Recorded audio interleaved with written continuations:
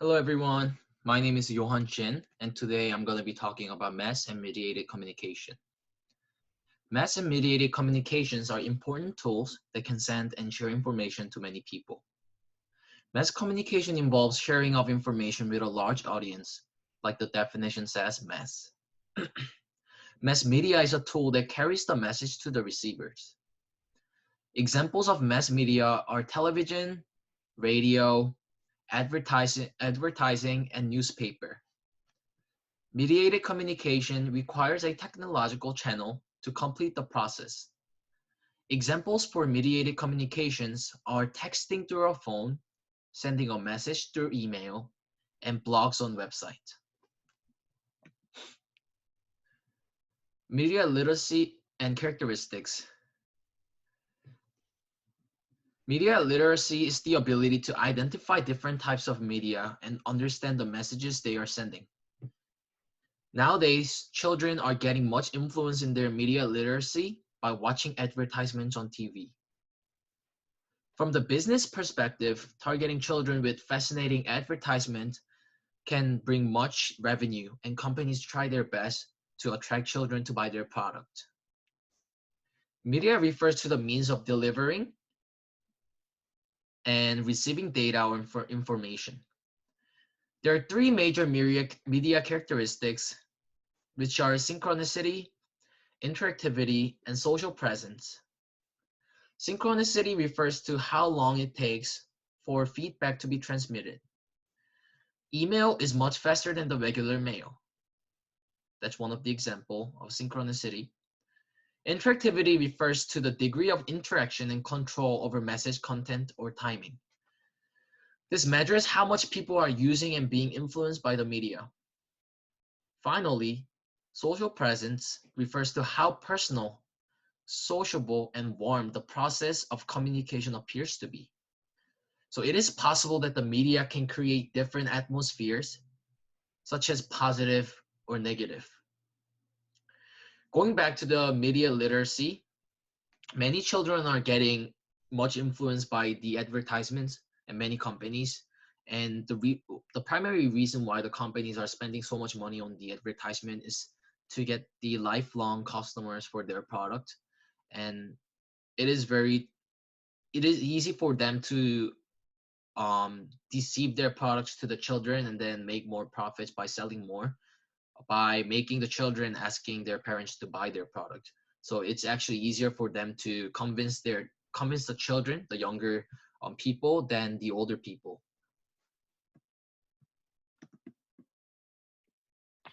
It's unclear whether increased communication technology has more benefits than burdens, but we're just going to now go over some of the reasonings from each side.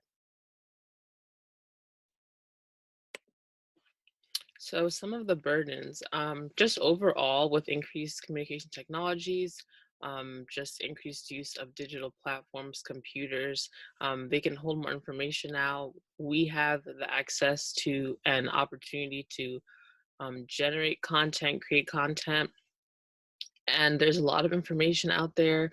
Sometimes it's not credible. It becomes harder to filter out the credible information from the non-credible information. And there's that battle of what's the truth and what's lies.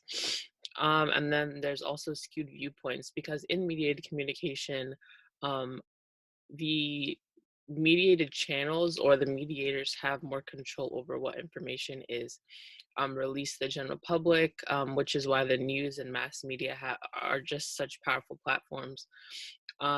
But just overall, there's a huge burden on the amount of information available to us, which sometimes can make it hard for us to process, because there's an imbalance between the amount of information available and our processing capabilities, which relates to Schwartz's paradox of choice and just trying to decide what information to extract from an overload of information. But of course, there are benefits that I'm sure we're all grateful for, especially as students. With all of these new technologies and various mediations, we have more access to different viewpoints, different sources of information.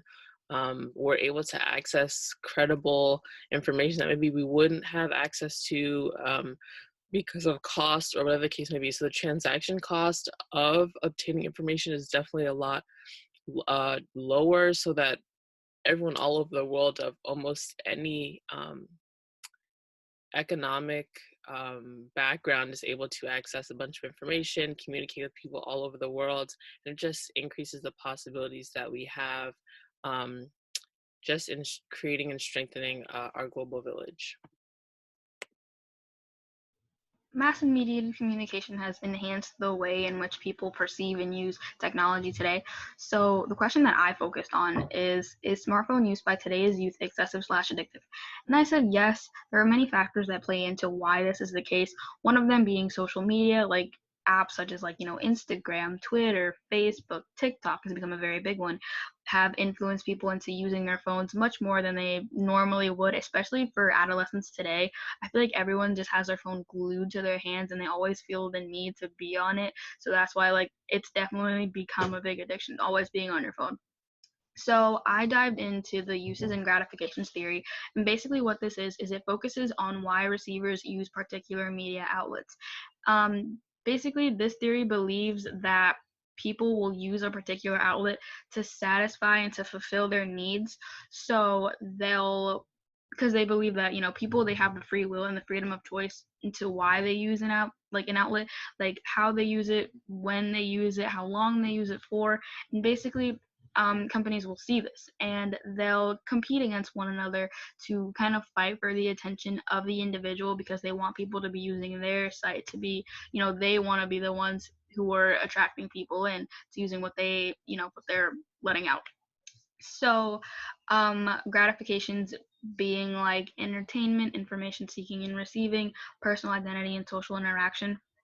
Entertainment and social interaction are definitely two big ones, especially with media and people's usage of being on their phones a lot, because as sad as it is, people basically rely on their phones for entertainment and for social interaction, and it's definitely caused them to use their phones more and to use their phones to a greater extent than ever. So I feel like that's why it's definitely become addictive. And yeah, because it's really sad that people's main sources of entertainment are located primarily on their phones.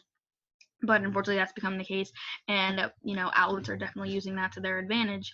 And this is why people are consistently on their phones, and that's why the usage of smartphones has become excessive, because major outlets are trying to persuade people to see what they're doing and to see what they have to offer, so they'll attract more people to come in. So yeah. Hi everyone, so my name is Priya and I'm going to be talking about some of the mediated communication theories, and I'm going to be building off of what Dua said. So the first theory we're going to talk about is the media richness theory. This theory was developed by Daft and Langle, and basically it focuses on the depths of a complex message and focuses on the information carrying capacity of that certain medium of communication. So this theory suggests that the more debatable or ambiguous a message is, the richer the medium of communication should be in delivering that message. So to determine how rich a certain message is, we look at the 4 characteristics of richness.